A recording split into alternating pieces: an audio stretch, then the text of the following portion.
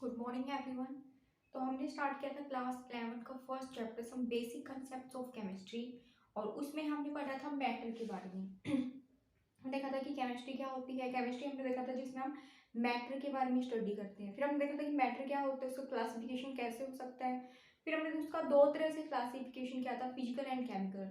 Physical classification के basis पे हम मैटर्स को पढ़ चुके थे। आज हम देख रहे हैं केमिकल क्लासिफिकेशन। केमिकल क्लासिफिकेशन में हमने देखा था कि जो मैटर होता है दो तरह का होता है, एलिमेंट्स और प्योर सब्सटेंस एंड मिक्सचर।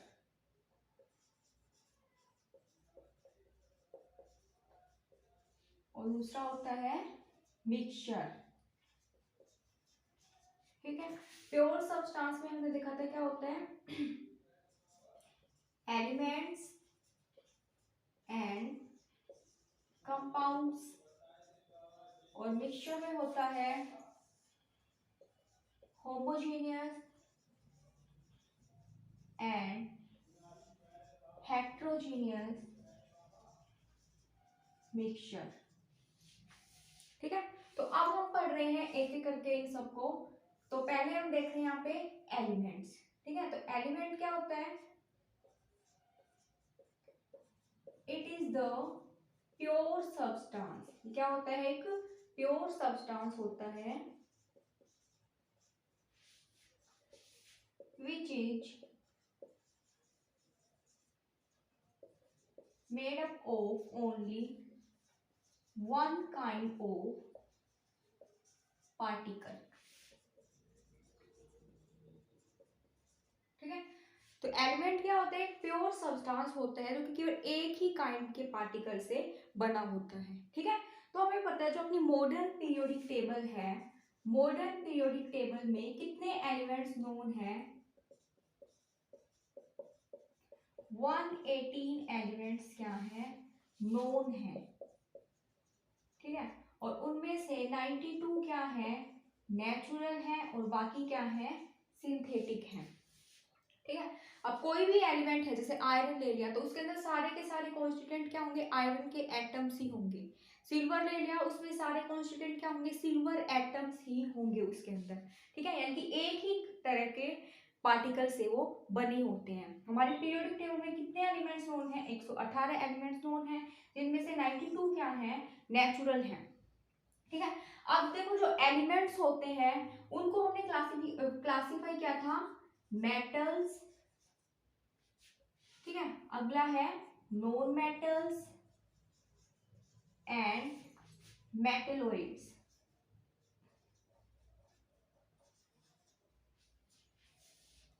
ठीक है।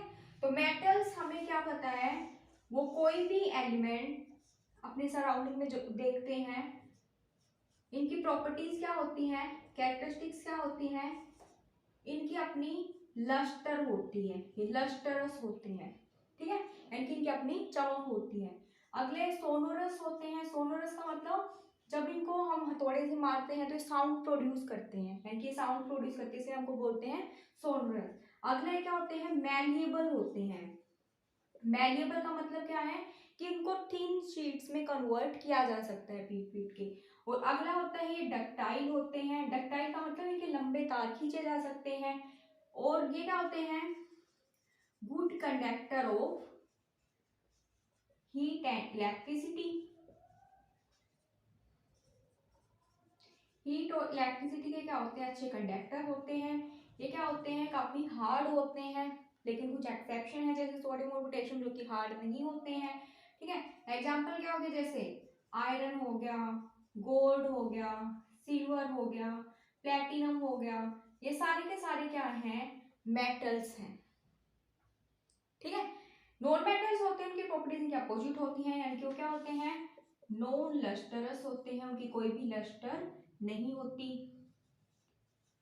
ठीक है। अगला क्या होते हैं, नॉन सोनोरस होते हैं, यानी कि वो साउंड प्रोड्यूस नहीं करते।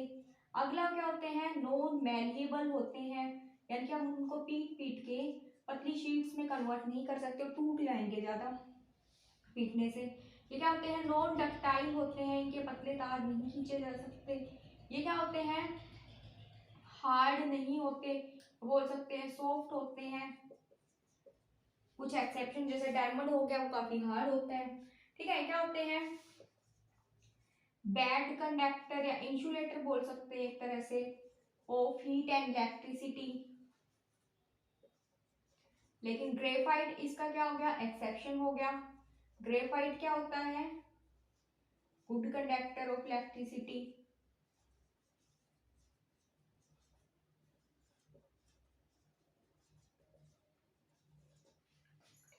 एग्जाम्पल जैसे क्या हो गए, कार्बन हो गया, ऑक्सीजन हो गया, नाइट्रोजन हो गया, हीलियम हो गया, neon, argon, fluorine, chlorine, bromine, ये सारे के सारे क्या हैं, नॉन मेटल्स हैं।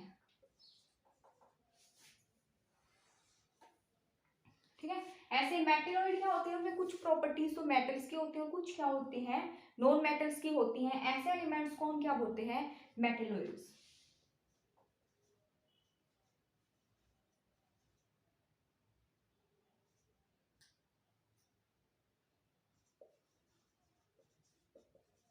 कुछ मेटल्स की कैरेक्टरिस्टिक शो करता है, कुछ नॉन मेटल्स की, उनको हम क्या बोलते हैं, मेटेलॉइड्स।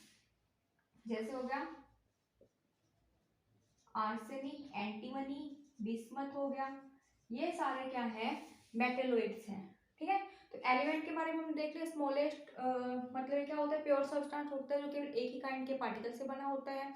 इनको हम क्लासीफाई कर सकते हैं मेटल, नॉन मेटल, मेटेलॉइड के बारे में, जिनके बारे में छोटी क्लासेस में पढ़ चुके हैं, अभी मैंने थोड़ा सा इनके बारे में बता दिया है। ठीक है, उसके बाद में हम यहाँ पे पढ़ते हैं कंपाउंड के बारे में। ठीक है, तो कंपाउंड क्या होता है, ये भी क्या होता है, प्योर सब्सटेंस होता है जो दो या दो से ज्यादा एलिमेंट से बना होता है। ठीक है, तो अगला हम देख रहे हैं यहाँ पे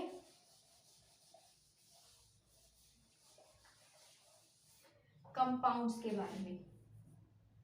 ठीक है, तो कंपाउंड भी क्या होता है, प्योर सब्सटेंस। क्या होता है ये, एक प्योर सब्सटेंस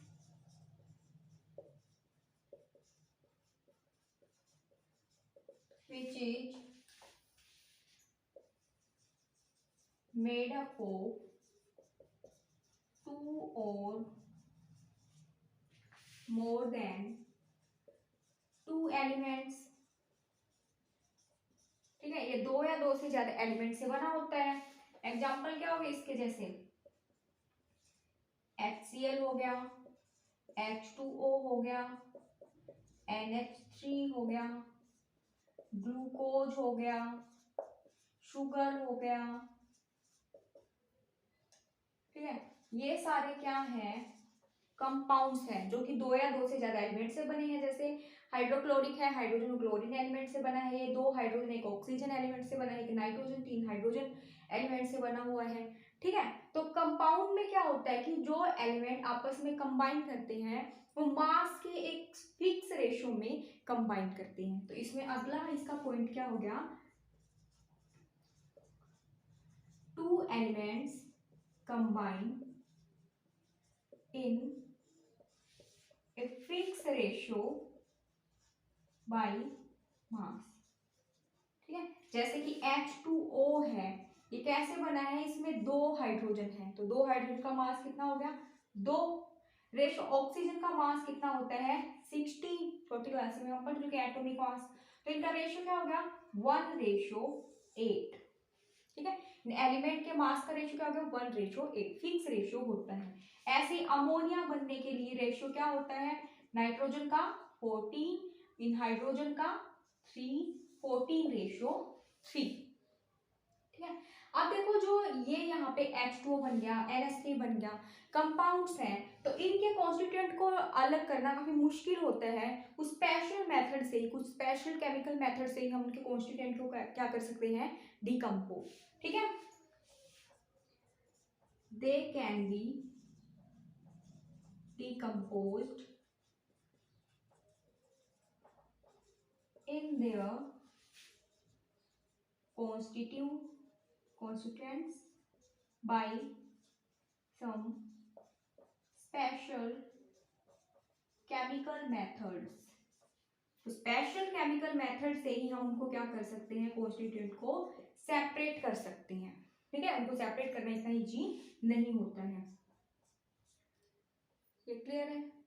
तो ये पॉइंट किसके हो गए, कंपाउंड्स के। अगला क्या हो गया, जैसे यहाँ पे जिन जैसे कि H2O है, वो हाइड्रोजन और किससे मिलके बना है, हाइड्रोजन गैस और ऑक्सीजन गैस से। ठीक है, अब जो H2O होगा उसकी जो प्रॉपर्टीज होंगी वो इन एलिमेंट से क्या होंगी, डिफरेंट। ठीक है, तो क्या हो गया, the properties of the compound is different from their constituents,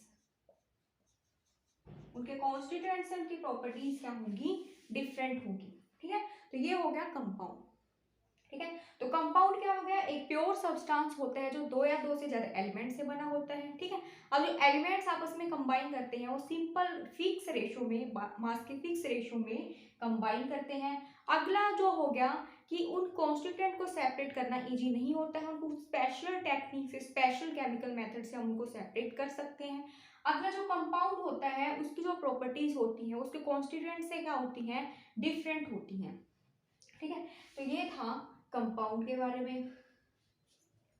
ठीक है, उसके बाद में हम यहाँ पे पढ़ रहे हैं कंपाउंड जो होते हैं वो दो तरह के होते हैं, ऑर्गेनिक एंड इनऑर्गेनिक। ठीक है, ऑर्गेनिक का मतलब क्या होता है कि ये किससे बने होते हैं, कि इनका एक्सट्रैक्शन किससे माना जाता है, प्लांट्स एंड एनिमल से। हालांकि अब जैसे यूरिया है उसको लेबोरेटरी के अंदर भी बनाया गया है, सिंथेटिक भी है। ठीक है, तो मेनली यही माना जाता है कि दे आर obtained from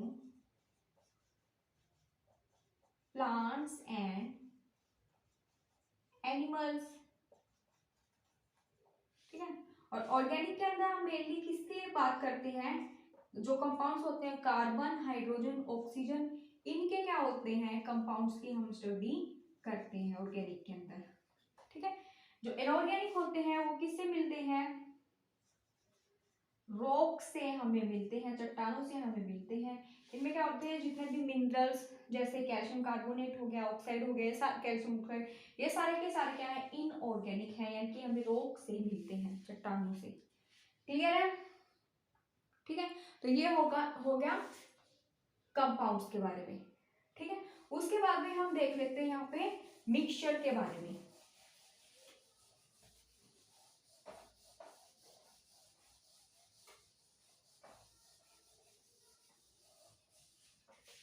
ठीक है, अगला है mixture.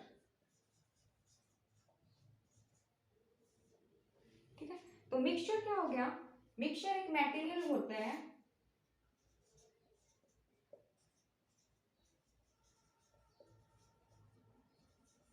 which is made up of two or more kind of substance। और ये सब्सटेंस कौन से हो सकते हैं, एलिमेंट्स भी हो सकते हैं और कंपाउंड्स भी हो सकते हैं। ठीक है, एग्जाम्पल इसका क्या हो गया, जैसे कि ब्रास हो गया, ब्रोंज हो गया, एयर हो गया, मिल्क हो गया, ये क्या है, इसके एग्जाम्पल्स हैं। ठीक है, मिक्सचर क्या होता है, दो या दो से ज्यादा कंपाउंड्स से मिलके बना होता है, इसको हम क्या बोलते हैं, मिक्सचर। मिक्सचर जैसे ब्रास, ब्रोंज हो गया, एयर हो गया, एयर क्या है, एक होमोजेनियस मिक्सचर है जिसके अंदर काफी सारी गैसेज होती हैं। ठीक है, ऐसे मिल्क होता है, मिल्क के अंदर भी क्या होता है, काफी सारे कॉन्स्टिट्यूएंट होते हैं, जैसे वाटर हो गया, प्रोटीन, फैट्स, ये क्या होते हैं, मिल्क के अंदर पाए जाते हैं, कि वो भी क्या है, एक मिक्सचर है। ठीक है, अब कंपाउंड मिक्सचर से कैसे डिफरेंट है, तो इसमें देखो यहाँ पे क्या हो गया, देखो कंपाउंड में तो क्या होता था कि जो एलिमेंट्स एक फिक्स रेशियो में कंबाइन होते थे, लेकिन मिक्सचर में फिक्स रेशियो में कंबाइन, कोई भी फिक्स रेशियो यहाँ पे नहीं होता, ठीक है। The constituents of mixture don't combine in fix proportion by mass, कि मास का कोई भी यहाँ पे फिक्स रेशियो नहीं होता है, कुछ भी हो सकता है, वेरी कर सकता है, ठीक है। अगला, the constituent of mixture can be separated by some simple physical methods,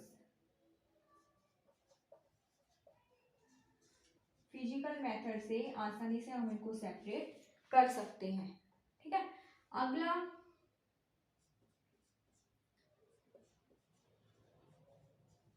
the properties of mixture are not completely different from its constituents, जो यहाँ पे जो मिक्सचर जैसे बना है, ठीक है, जैसे कि हमने एक सिंपल एग्जांपल ले लिया, जैसे कि हमने ले लिया सॉल्यूशन का एग्जांपल ले लिया, एक मिक्सचर ही होता है, जैसे कि नींबू पानी हमने ले लिया, तो उसके अंदर क्या होता है, पानी होता है, नींबू होता है, चीनी होती है, नमक होता है, तो इन सब का टेस्ट हम वहाँ पे महसूस कर सकते हैं, ठीक है। यानी जो प्रॉपर्टीज होती है ना वो उनके बीच की ही होती है, मिक्सचर की कुछ डिफरेंट नहीं होती है, ठीक है। एग्जाम्पल इसका क्या हो गया, एयर एक होमोजेनियस मिक्सचर है, मिल्क मिक्सचर है, ठीक है, ये क्या है इसके एग्जाम्पल, ठीक है। आगे हम मिक्सचर के टाइप्स पढ़ देते हैं यहाँ पे।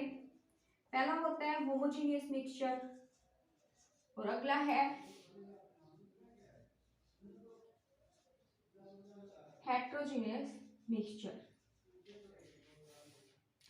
तो होमोजेनियस में क्या होता है, जो कंपोजिशन होता है वो सेम होता है, composition of mixture is same throughout the mixture, composition and properties लगा लो,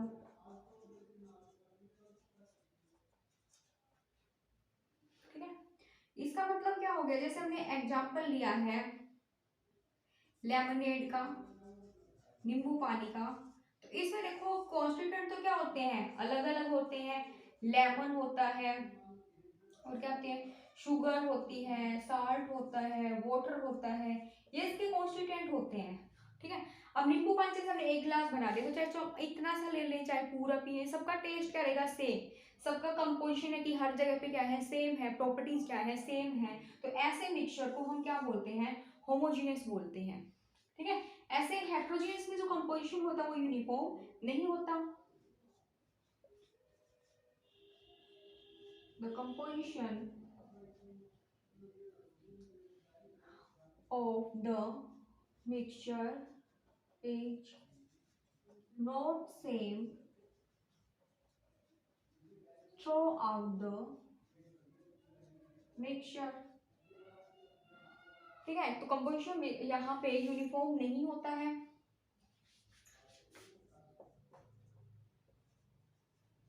सेम और यूनिफॉर्म, ठीक है। जैसे कि ऑयल और वाटर को हमने मिक्स कर लिया, तो ऑयल है वो पानी के ऊपर ही तैरता है, उसके अंदर कंप्लीटली मिक्स नहीं होगा, यानी कंपोजिशन होगा वो क्या होगा, डिफरेंट होगा, तो ऐसे मिक्सचर्स को हम क्या बोलते हैं, हेट्रोजीनियस मिक्सचर्स हम बोलते हैं। क्लियर है सबको, ठीक है। तो यहाँ पे हमने देख लिया है कि मिक्सचर्स क्या होते हैं, उसके टाइप्स क्या होती हैं, उसके बारे में, ठीक है। अब हम यहाँ पे छोटी सी डेफिनेशन देख लेते हैं, एटम्स बेसिक ही पढ़ रहे हैं तो एटम्स की और मॉलिक्यूल्स की। एटम सबको पता है क्या होता है, स्मॉलेस्ट पार्टिकल, इंडिविजिबल पार्टिकल होता है किसी भी मैटर का, तो इसको हम फर्दर ब्रेक नहीं कर सकते, ठीक है, जो फ्रीली एग्जिस्ट कर सकता है इंडिपेंडेंटली और नहीं भी। तो ये क्या हो गया, atom smallest indivisible constituent of a matter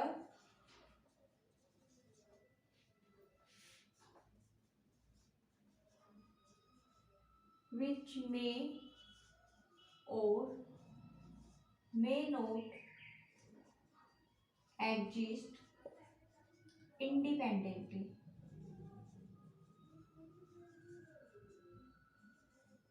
independently exist कर भी सकता है, नहीं भी कर सकता। जैसे कि हीलियम है, नियोन है, इंडिपेंडेंटली एग्जिस्ट कर सकते हैं, लेकिन जो हाइड्रोजन है वो इंडिपेंडेंटली एग्जिस्ट नहीं कर सकता, क्योंकि एक ही वैलेंस इलेक्ट्रॉन होता है, तो H2 की फॉर्म में पाया जाता है, ऑक्सीजन O2 की फॉर्म में, नाइट्रोजन N3 की फॉर्म में पाए जाते हैं। ठीक है, ऐसे मॉलिक्यूल क्या हो गया, ये क्या हो गया, smallest particle of compound which may exist freely, ये freely exist कर सकता है। जैसे कि H2O वाटर है, कंपाउंड है, इसका कॉन्स्टिट्यूएंट क्या है, H2O NH3। ठीक है, ये क्या हो गए, मॉलिक्यूल हो गया। ठीक है, ये क्लियर है। तो ये हो गया बिल्कुल बेसिक, आज हमने देख लिया है। आगे हम स्टार्ट करेंगे अगला टॉपिक। Thank you.